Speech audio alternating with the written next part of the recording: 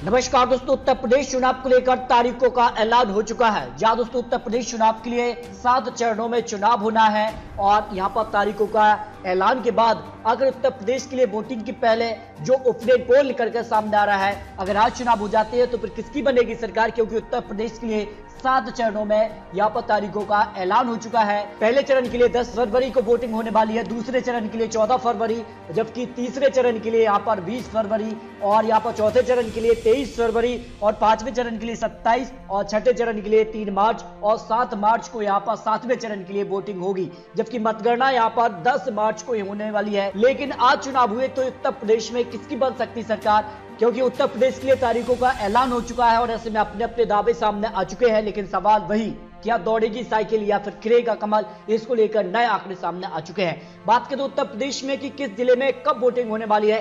पहले चरण के लिए 58 सीटों में से अगर बात करें तो 10 फरवरी को यहां पर वोटिंग होगी और 11 जिले इसमें शामिल है, जिसमें शामली, मुजफ्फरनगर, मेरठ, बागपत, गाजियाबाद, हापुड़, नोएडा, बुलंदशहर, अलीगढ़, मथुरा और आगरा को शामिल किया गया है। इसके अलावा यहाँ का क्या आंकड़ा बन सकता है, आखिर पहले फेज में किसको बढ़त मिल सकती है, इसके भी आंकड़े आपको देने वाले हैं। जबकि यहाँ पर बात करें तो दूसरे फेज की यहाँ पर 55 सीटों पर 14 फरवरी को यहाँ पर 9 जिले रखे गए हैं, जिसमें सहारनपुर, बिजनौर, मुरादाबाद, संभल, रामपुर, अमरोहा, बदायूं, बरेली और शाहजहांपुर इसमें शामिल किए गए हैं। जबकि तीसरे फेज की अगर बात करें तो यहाँ पर 20 फरवरी को होना है, जिसमें 16 जिले रखे गए हैं, जिसमें 59 सीटों को शामिल किया है, जिसमें हाथरस, फिरोजाबाद, कासगंज, ईटा, मैनपुरी, यहाँ पर फर्रुखाबाद, कन्नौज, इटावा, औरैया, कानपुर देहात, कानपुर, जालौन, झांसी, ललितपुर, हमीरपुर और महोबा इसमें काफी महत्वपूर्ण हो जाता है, क्योंकि प्रधानमंत्री मोदी जी की यहाँ पर झांसी पर जो रैली हुई है उसका कितना असर देखने को मिलेगा। जबकि चौथे फेज की अगर बात की जाए तो 60 विधानसभा सीटें रखी गई है, जिसमें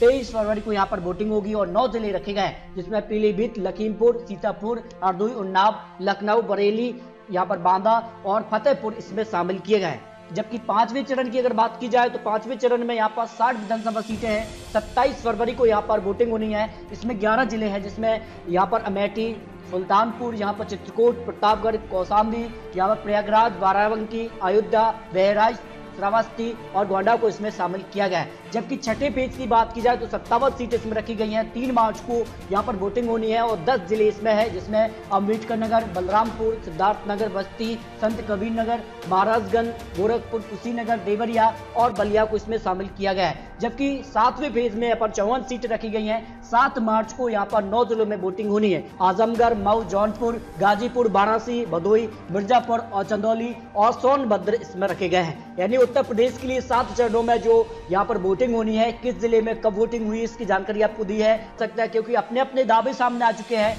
एक बार फिर से भाजपा सरकार 7 चरणों को लेकर बीजेपी ने बड़ा ऐलान कर दिया है, लेकिन अखिलेश यादव 10 मार्च आ रहे हैं। अखिलेश यादव इस तरह के अपने अपने दावे सामने आ रहे हैं, लेकिन जीत किसकी हो सकती है इसको लेकर 8 बड़ी एजेंसियों के ओपिनियन पोल के आंकड़े भी आपको देते हैं। आखिर उत्तर प्रदेश में चुनाव की तारीखों के ऐलान के बाद उत्तर प्रदेश का चुनावी माहौल क्या कहता है और ओपिनियन पोल के आंकड़े उत्तर प्रदेश चुनाव में किसे बढ़त और किसे यहाँ पर जो है पीछे दिखा रहे हैं, इसके आंकड़े पर भी आपको कुछ महत्वपूर्ण विश्लेषण देने वाले हैं। आखिर उत्तर प्रदेश में योगी आदित्यनाथ या फिर अखिलेश यादव या प्रियंका गांधी या फिर यहाँ पर कह सकते हैं मायावती जी की वापसी हो सकती है। आखिर किसका दावा कितना सटीक बैठता है, इसको लेकर 8 एजेंसियों के अपने बड़े बड़े दावे सामने आ चुके हैं। हालांकि चुनाव तारीखों के ऐलान से पहले ही बीजेपी के से बड़े बड़े दिग्गज नेता उत्तर प्रदेश चुनावी मैदान में उतर गए थे, क्योंकि चुनाव तारीखों के ऐलान के बाद फिलहाल 15 जनवरी तक किसी भी पार्टी को यहाँ पर जो है जनसभा करने की या फिर बड़ी रैली की अनुमति नहीं होगी। ऐसे में बीजेपी ने जो पहले ही यहाँ पर अपनी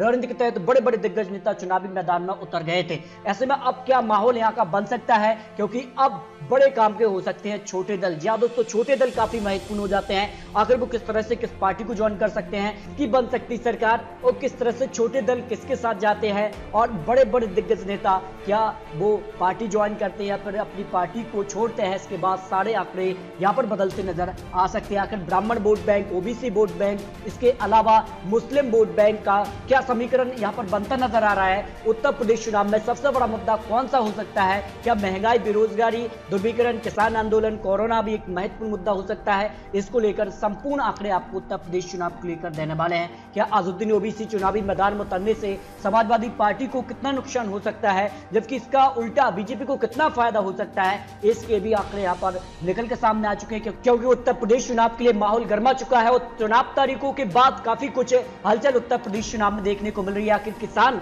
किस तरफ जाने वाले हैं? आखिर राकेश टिकैत क्या अपना एक पक्ष रख उत्तर प्रदेश चुनाव के लिए यहाँ पर बतौर यहाँ पर नेता के तौर पर चुनावी मैदान में उतरते हैं, क्योंकि किसानों का अच्छा खासा प्रभाव उत्तर प्रदेश चुनाव में देखने को मिल सकता है। आखिर उत्तर प्रदेश चुनाव में आज विधानसभा चुनाव, तो फिर किसके खाते में कितनी सीटें जाने का अनुमान यहां पर लगाया जा रहा है, क्योंकि यहां पर नवभारत का ओपिनियन पोल के हिसाब से उत्तर प्रदेश चुनाव के लिए आज चुनाव हो जाते हैं, तो फिर उत्तर प्रदेश चुनाव में योगी आदित्यनाथ यानी बीजेपी को 230 से 49 सीटें मिलने का अनुमान यहां पर लगाया जा रहा है। समाजवादी पार्टी को 137 से 152 सीटें मिलने का अनुमान है।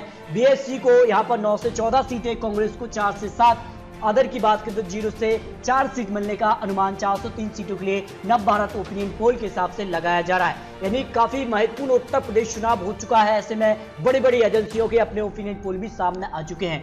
यहाँ पर बात करें जन की बात के हिसाब से उत्तर प्रदेश के लिए यहाँ पर बीजेपी को 233 से लेकर 252 सीटें मिलने का अनुमान लगाया जा रहा है, जबकि समाजवादी पार्टी को 149 से लेकर 135 सीटें, बीएसपी को 11 से 12 सीटें, कांग्रेस को 6 से लेकर 03 सीटें मिलने का अनुमान है, जबकि अन्य की बात करें तो 4 से 1 सीट के आसपास यहाँ पर अन्य को यहाँ पर मिलने का ओपिनियन पोल का अनुमान यहाँ पर जन की बात यहाँ पर जो है इंडिया न्यूज के हिसाब से लगाया जा रहा है। जबकि यहाँ पर बात करते हैं पोल स्टार यहाँ पर न्यूज एक्स का जो ओपिनियन पोल उत्तर प्रदेश चुनाव को लेकर हाल ही में नया ओपिनियन पोल जारी हुआ है, इसमें 235 से लेकर 245 सीटें बीजेपी के पक्ष में जाने की संभावना है। समाजवादी पार्टी को 120 से 130 विधानसभा सीटें, बीएसपी को 13 से 16 सीटें, कांग्रेस को यहाँ पर 4 से 5 सीटें, अन्य की बात की जाए तो अन्य को 3 से 4 सीटें मिलने का अनुमान पोल स्टार न्यूज एक्स पोल के हिसाब से यहाँ पर अनुमान लगाया जा रहा है। इसके अलावा अगर बात करें तो यहाँ पर जो डीबी लैब के ओपिनियन पोल उत्तर प्रदेश चुनाव के लिए हैं, जिसमें बीजेपी को 144 से लेकर 152 सीटें मिलने का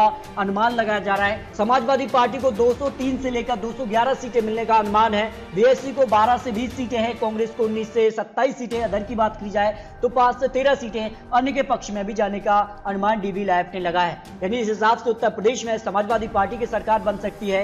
इसके अलावा यहाँ पर सी वोटर का ओपिनियन पोल यहाँ पर 212 से 224 सीटें बीजेपी को यहाँ पर मिलने का अनुमान लगाया जा रहा है। समाजवादी पार्टी को 151 से 163 सीटें, यहाँ पर बीएसपी को 12 से 24 सीटें, कांग्रेस को 2 से 10 सीटें, अन्य की बात की जाए तो अन्य को 2 से 6 सीटें मिलने का अनुमान उत्तर प्रदेश चुनाव की 403 सीटों के लिए सी वोटर ने लगाया है। हालांकि सी वोटर के हिसाब से उत्तर प्रदेश में योगी आदित्यनाथ की वापसी हो रही है, फिर से बीजेपी सरकार बनाती नजर आ रही है, लेकिन समाजवादी पार्टी और बीजेपी में आमने सामने की टक्कर होने की संभावना यहाँ पर लगाई जा रही है। इसके अलावा अगर बात करें तो लोकपोल के हिसाब से 403 सीटों के लिए बीजेपी को 193 सीटें, समाजवादी पार्टी को 151 सीटें, यहाँ पर बीएसपी को 21 सीटें, कांग्रेस को 26 और अन्य के खाते में 12 विधानसभा सीटें जाने का अनुमान यहाँ पर लगाया जा रहा है। जबकि पैट्रियोटिक वोटर के हिसाब से बीजेपी को 241 सीटें, समाजवादी पार्टी को 123 सीटें, बीएसपी को 21, कांग्रेस को 7 और अन्य के खाते में 11 विधानसभा सीटें जाने का अनुमान यहाँ पर लगाया जा रहा है। यानी उत्तर प्रदेश चुनाव के लिए बड़ी बड़ी एजेंसी के अपने ओपिनियन पोल सामने निकल कर आ रहे हैं,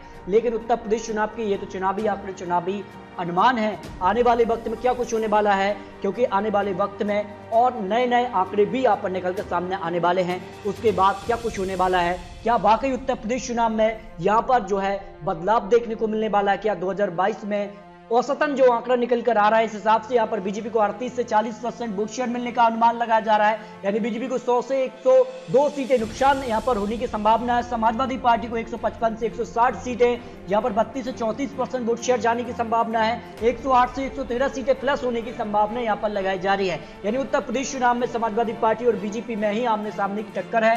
बसपा कांग्रेस यहाँ पर 2017 के मुकाबले 2022 में ज्यादा फेरबदल उनके यहाँ पर खाते में दिखाई नहीं दे रहा है। यानी उत्तर प्रदेश चुनाव में यहाँ पर समाजवादी पार्टी और बीजेपी आमने सामने दिखाई दे रही हैं। क्या उत्तर प्रदेश चुनाव में योगी आदित्यनाथ यानी बीजेपी का कमल खिलेगा या फिर साइकिल दौड़ेगी, ये बड़ा सवाल है और इस पर अपनी राय कमेंट बॉक्स में जरूर रखिए, क्योंकि ये तो चुनावी आंकड़े, चुनावी अनुमान है।